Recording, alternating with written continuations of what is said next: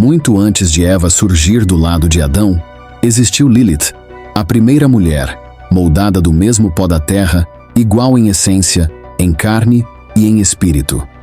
Ela não foi gerada de uma costela, nem concebida como sombra ou complemento.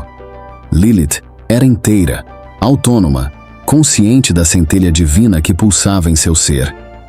Enquanto o Éden florescia ao redor deles, ela caminhava ao lado de Adão como igual, mas jamais se curvou como serva. No jardim da perfeição, onde o silêncio era puro e os anjos sussurravam entre os ramos dourados da árvore da vida, Lilith recusou-se a se submeter. Não aceitava o domínio de Adão, pois sabia que fora moldada pelas mesmas mãos sagradas e animada pelo mesmo sopro eterno. Sua recusa não foi um simples ato de rebeldia, foi um grito primal por liberdade, um clamor por justiça, uma afirmação da dignidade feminina diante de uma ordem que buscava calá-la. Quando pressionada a obedecer, Lilith pronunciou o nome inefável, o nome que não deve ser dito, o som primordial que reverbera além do tempo e do espaço. Com esse nome sagrado, ela rasgou os véus do mundo visível e partiu do paraíso por vontade própria, deixando para trás não apenas o Éden, mas também a ilusão de submissão. Ela escolheu o exílio em vez da servidão. Ela preferiu os desertos ardentes aos jardins dourados, onde não podia ser livre. E assim começou a lenda daquela que ousou enfrentar o Criador com voz própria, não por ódio, mas por identidade. Lilith, a errante, a amaldiçoada pelos céus e celebrada nos sussurros das feiticeiras, ergueu-se como símbolo de uma força indomável, de uma mulher que escolheu o abismo em vez do silêncio. Expulsa dos portões do paraíso, Lilith caminhou sozinha por entre os ventos escaldantes dos desertos primordiais. Ali, onde nenhum anjo velava e onde o olhar de Deus parecia distante, ela encontrou os espíritos errantes da criação esquecida, entidades banidas, sombras do primeiro caos, ecos de mundos que jamais floresceram. Lilith não os temeu. Sentou-se entre eles e falou como igual, pois também ela era agora uma exilada. Foi entre esses seres que Lilith teceu seu novo reino. Não havia ouro, não havia tronos, mas havia liberdade, e isso bastava. Contudo, os céus não a esqueceram. Enviaram anjos para buscá-la, para ordenar que retornasse e se submetesse. 3 arcanjos desceram até as fronteiras do abismo e ofereceram redenção em troca de obediência. Lilith riu. Recusar-se era sua essência. Juraram então puni-la, decretando que 100 de seus filhos morreriam a cada dia. E ela, tomada de ira e dor, jurou vingança contra os filhos de Adão e Eva. Transformada, Lilith não voltou ao Éden, nem desapareceu nos desertos. Ela desceu ainda mais, atravessou os véus do abismo, mergulhou nas profundezas onde os nomes perdem sentido e as formas se dissolvem. Lá, ela encontrou o trono do esquecimento, onde os antigos reis do caos haviam dormido, e sentou-se entre eles como igual. Seu olhar agora era fogo, sua palavra era maldição, e sua presença, um presságio. Ali, nas trevas que antecedem o tempo, Lilith ergueu-se como rainha, rainha dos exilados, das noites sem luar, dos desejos não ditos e dos sussurros que assombram os sonhos dos homens. Seu nome tornou-se tabu, seu rastro temido, mas entre as mulheres livres, entre as vozes silenciadas, ela tornou-se símbolo e chama viva. A primeira mulher, a esquecida, a inquebrantável. O exílio e os anjos. Quando Lilith pronunciou o nome inefável, aquele que nenhum mortal ousaria dizer, os céus estremeceram. As hostes celestiais observaram, perplexas, a primeira mulher abandonar o Éden não por expulsão, mas por escolha. Sua fuga não foi silenciosa. Ela alçou voo até as margens do Mar Vermelho, região ancestral de exílio, onde habitavam os espíritos rebeldes e as forças primordiais do caos. Deus, em sua infinita justiça, ainda estendeu-lhe uma última chance. 3 anjos celestes foram enviados, Senoi, Sansenoi e Semangeloth, guardiões do nome, mensageiros da reconciliação. Eles encontraram Lilith envolta em sombras, rodeada por espíritos e criaturas que sussurravam segredos esquecidos. Com voz solene, os anjos anunciaram o decreto divino, que ela retornasse ao Éden, que aceitasse seu lugar ao lado de Adão, não como igual, mas como submissa. Lilith, altiva e inquebrantável, recusou. Não voltarei para ser serva daquele a quem igualo em essência. Que ele seja senhor de Eva, não de mim. A recusa selou seu destino. Os anjos, cumprindo a ordem celestial, pronunciaram a maldição. 1000 de seus filhos pereceriam a cada novo dia, como castigo por sua rebeldia. Mas Lilith, em vez de se curvar, transformou sua dor em fúria e sua perda em poder. Com olhos incendiados pela indignação, ela lançou seu juramento: se meus filhos forem tomados, tomarei os deles.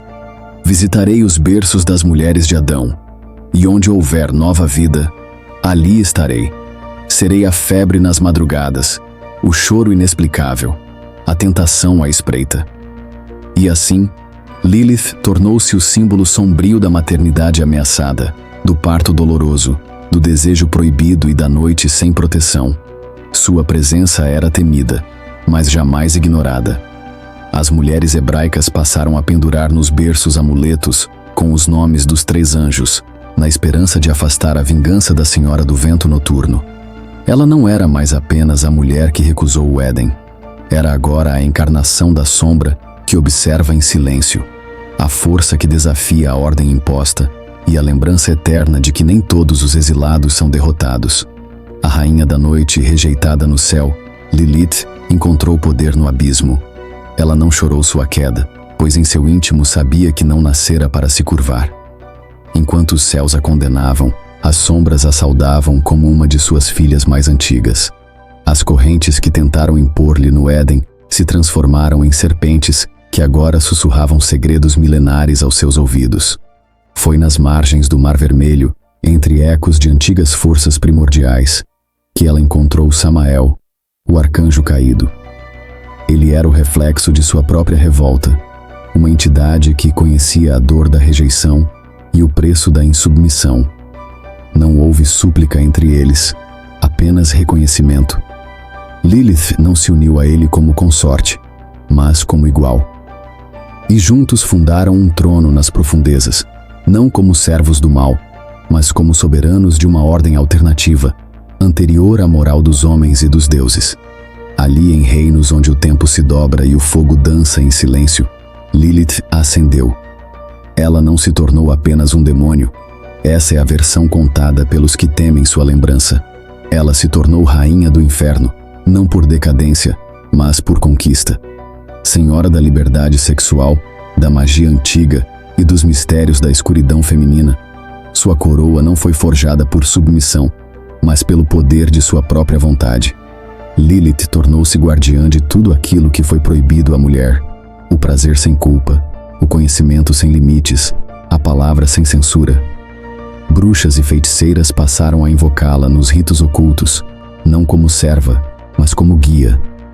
Seus símbolos se espalharam pelos grimórios e pelas estrelas, pelos círculos de sal e pelas tatuagens em peles marcadas pela ousadia de existir além da norma.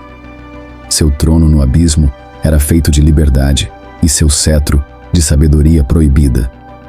Era temida, sim, mas por aqueles que constroem muros contra o desejo, o mistério e a força da mulher livre. Pois onde a noite é mais densa, ali Lilith sussurra, chamando as almas corajosas a despertarem do sono das ilusões. Ela não foi vencida. Foi transformada em mito, em arquétipo, em chama que nunca se apaga. O retorno do nome esquecido. Por eras incontáveis, o nome de Lilith foi soterrado sob camadas de silêncio, medo e distorção. Os escribas dos patriarcas, temendo sua lembrança, apagaram-na das genealogias e a transformaram em demônio, amaldiçoando sua memória.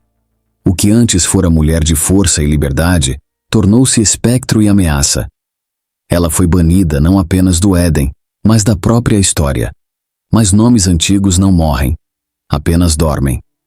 Nos círculos de feiticeiras perseguidas, em pergaminhos escondidos nos cantos escuros das bibliotecas proibidas, o nome de Lilith sussurrava como vento entre folhas secas. Cada vez que uma mulher ousava dizer não, cada vez que uma alma rebelde buscava liberdade fora da norma, o espírito de Lilith despertava. Seu nome renascia nos gritos das oprimidas, nos olhos das que se recusavam a ser silenciadas, no sangue das que resistiam. Em tempos modernos, quando as correntes mudaram de forma, mas não de função, Lilith emergiu das sombras, não mais como figura temida, mas como símbolo de emancipação. Feministas, ocultistas, artistas e visionários passaram a invocá-la, não para adorá-la, mas para reconhecer nela o arquétipo da mulher inquebrantável, da força negada e da voz calada por milênios. Lilith tornou-se bandeira e espelho. Sua imagem deixou de habitar apenas os domínios do oculto para renascer em poemas, músicas, filmes e discursos.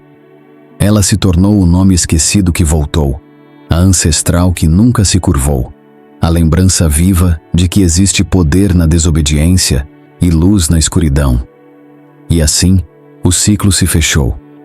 A mulher que fora banida por conhecer seu próprio valor, agora é lembrada por aqueles que desejam conhecer o seu. Lilith, a primeira, a livre, a indomável, voltou não para pedir perdão, mas para reivindicar sua coroa esquecida.